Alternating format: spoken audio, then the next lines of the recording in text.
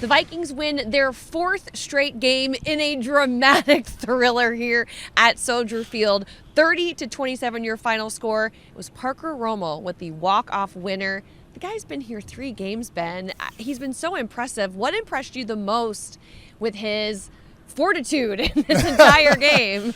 Well, it just seems like, he's been on this team for a long time.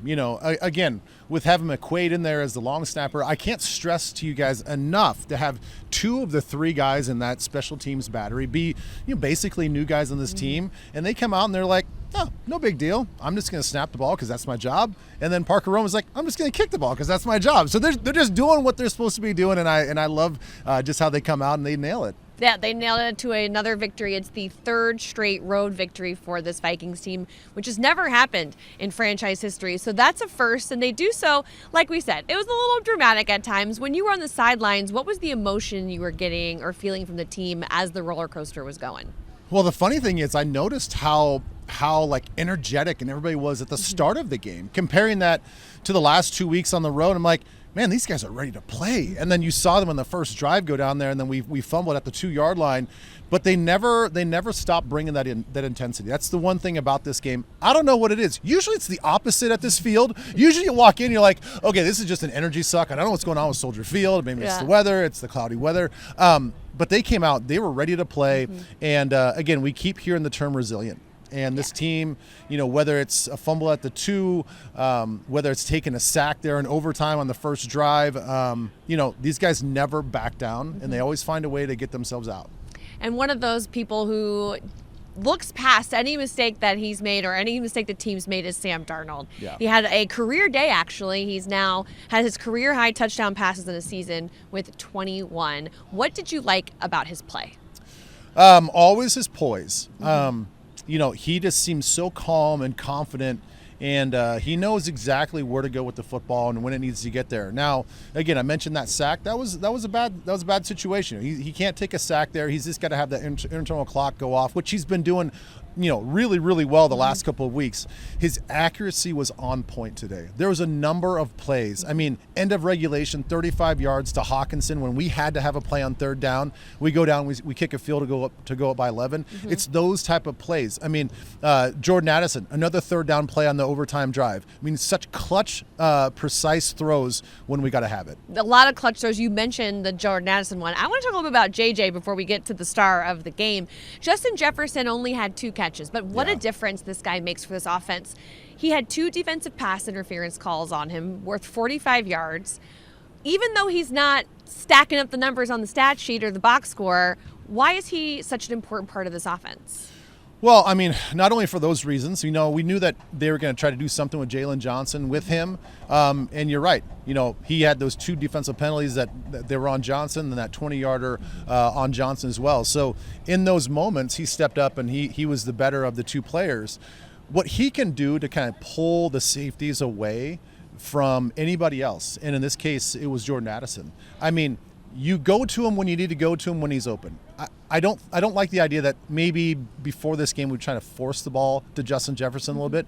In this particular game, it's like, all right, you guys want to take him away. You want to bracket some things. You want to go this too high safety look and kind of take him away. Well, that's just going to open up other things for other players. And so, again, it's take what the defense gives you. In this case, it's Addison for going over 150, and it's T.J. Hawkinson clutch down the stretch, and he went over 100 as well. That's right. He had Addison had 8 receptions for 161 yards and a touchdown. The 69-yard play that he had was the longest of his career so far. He just had, and it was a wild catch. That one catch, I mean, you could barely, how did he catch that? I mean, I don't know. He seems like he's really mastered the contested catch. What do you think? Yeah, and that particular play, I mean, obviously his body position was great. He beat the safety over the top. He had a defender on his back, and it's kind of the old basketball box out. You just use your body, even though he's not a big body guy. He just kind of shielded the defender on his back. Yeah. And I just love the concentration, too, because the defender sort of tried to jump over his back, and even with the player on your back, you just kind of like catch it right in the breadbasket. Again, perfect throw, right where it needed to be. But again, it's the concentration. It's the ability to put your body in between yourself and the defender and the ball. And the mindfulness to stay in bounds on that one catch where he was tiptoeing along the sidelines was a thing of beauty. We also talked about T.J. Hawkinson having a great day. That he he is someone who came up clutch there in overtime. You know, he had 6 catches going in, or a few catches going in, and then ended with 7 on the day, over 100 yards. When he's out there, what kind of a difference maker is he? Well, he's just hard to cover. You know, he is by all intents and purposes our third wide receiver. And you know, early on in this game, I really thought, man, we're kind of missing Josh Oliver. You know, we kind of want Hawkinson to be just more of a pass catching tight end, more of that receiver, and Oliver kind of gives us that protection. It kind of messes with the personnel when we can go 12 personnel, 1 running back, 2 tight ends, and we don't have him in the game. It takes that element out, and so it looked like it was a little slow to go to get him involved. But then again, down the stretch when we need to, we found the matchups that we wanted to find.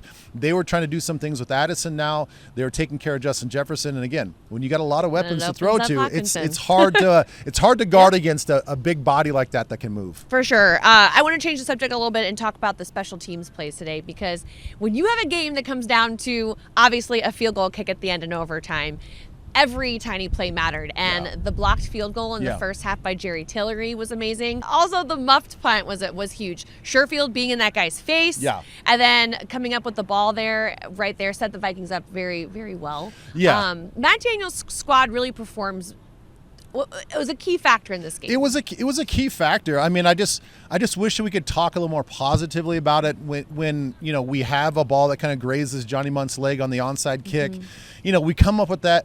The game's over. You know, we don't have all these dramatics at the end. So it's like, but it was so fun, Ben. It was you're right, Tatum. It was a really good time, you know, from a fan perspective. It was I like feeling like I'm about to have a heart attack. I know. You know, it was one of those things where it was like, oh, that was a really exciting game. Sure.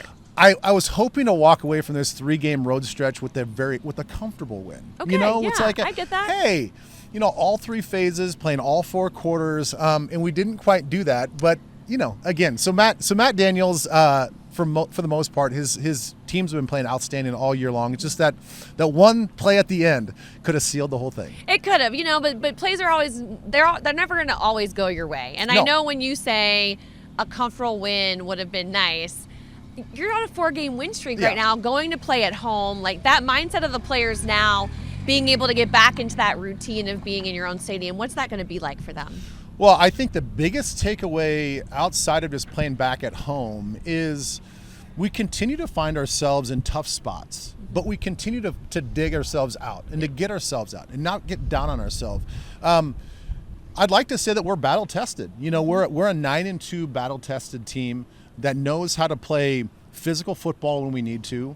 We know how to air the ball out when we need to. We know how to make adjustments with our offense when they're going to take away a key part of our offense. And defensively, you know, to stay the course. You know, Caleb was out here making a lot of great plays.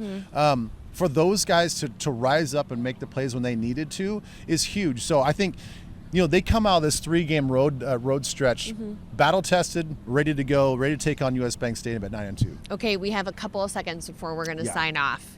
1 or 2 sentences on what you thought the defense was able to accomplish today. Stopping the run. I mean, first and foremost, you know, between just the running backs, you know, I don't know the exact number, but I think it's something like just under 40 yards that we gave up to just the running backs, and that's it.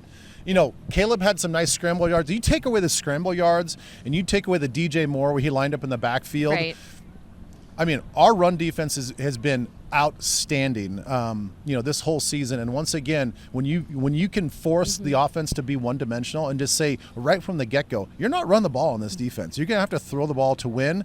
It always works out in our favor. Well, Soldier Field has been home to the Vikings in the last 5 years. They have won here straight. So another victory to add to this Vikings record. They are now 9-2, and thankfully we get to be back at US Bank Stadium in a week. Ben, I'm looking forward to it. Same here.